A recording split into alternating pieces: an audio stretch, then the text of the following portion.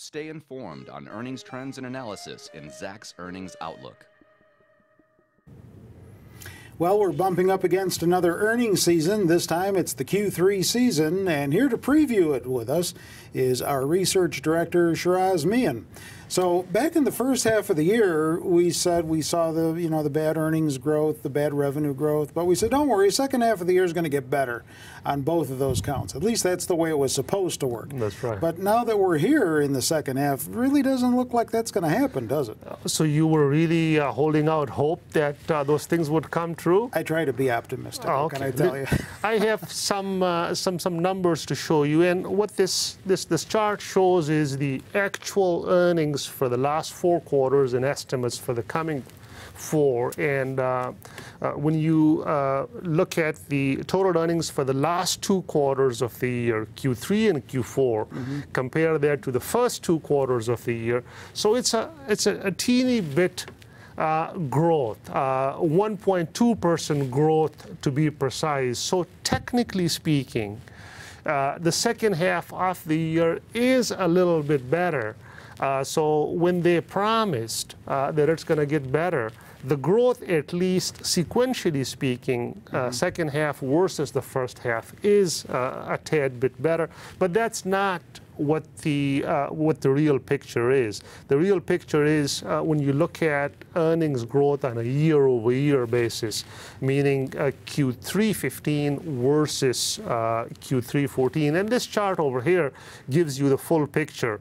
You could see that earnings growth was positive in the first quarter, but then negative in Q2. It's supposed to be negative in Q3, and again modestly negative in Q4. So no improvement.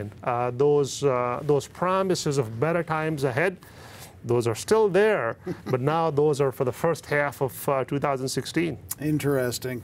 So we're sitting here talking on September the 29th, and even though as we make our way through the earnings season, these numbers may change, what are your current estimates with regard to revenue and earnings growth?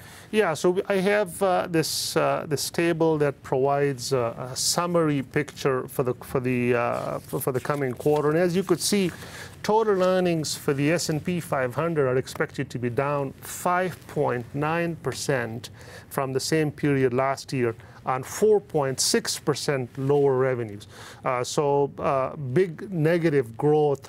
If we do get a negative growth in Q3 as currently projected, that'll be the second back-to-back quarter of negative earnings growth. Yeah, I'm going to get back to that in just a moment. What sector do you think looks to bring the most disappointment in Q3? Still energy? Yes, still energy. As you could see on this summary table that I shared, the energy sector's earnings would be down 65%, almost 2/3 lower than what the sector reported this time last year.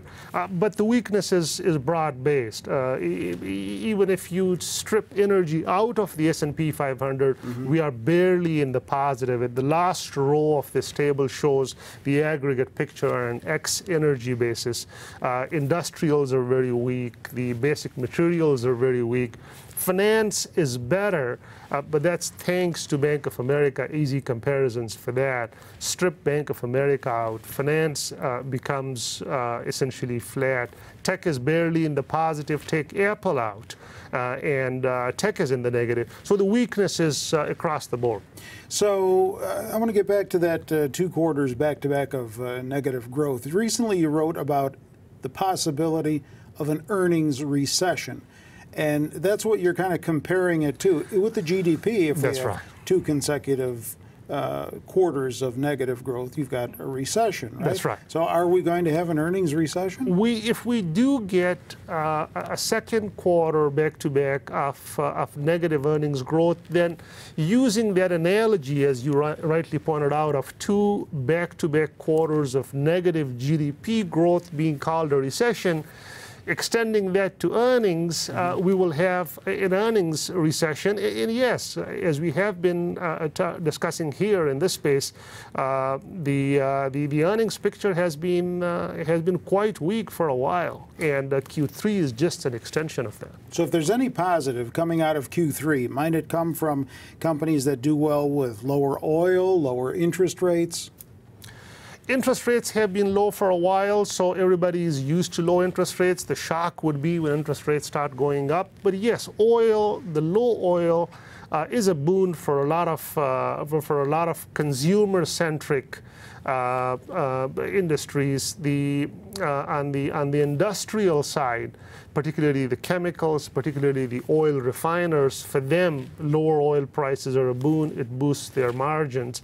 But pretty much all the economists are scratching their heads as to how come the extended weakness in energy has not shown up in as much boost in retail sales and consumer spending. There is some improvement, but not to the extent that many of us were expecting earlier on. Care to comment on the year as a whole? Might we be looking at zero earnings growth for the year? That's true. We are looking at flat earnings as it stands now versus 2014. The aggregate level of total earnings right now is effectively flat from what we saw last year. And as we were discussing at the top of the segment, the hopes have now been pushed forward. All those expectations are from next year. That it will be sunnier and brighter and nicer and growthier in 2016. It's like the way we were talking about the Cubs not long ago, right? Before they clinched it. That's right, yeah. All right, so the actual season, for all intents and purposes, technically opens up on October the 8th with Alcoa? Everybody starts paying attention to it since we are in the business of counting these reports. For us, it has started already. Right. All right, so in between now and then, the official open, technical open of the Q3 earnings season, pay attention to our homepage on Zacks.com, because there is where you're going to get up-to-date comments on earnings trends from Shiraz. He writes his earnings preview every Monday, and he updates his earnings outlook text version periodically as well. And then, once the season opens up and we start moving through the Q3 earnings season, you can always get day-by-day changes in his thinking in his Ahead of Wall Street column as it pertains to earnings and especially how it correlates with market activity. With Shiraz Mian, I'm Terry Ruffalo.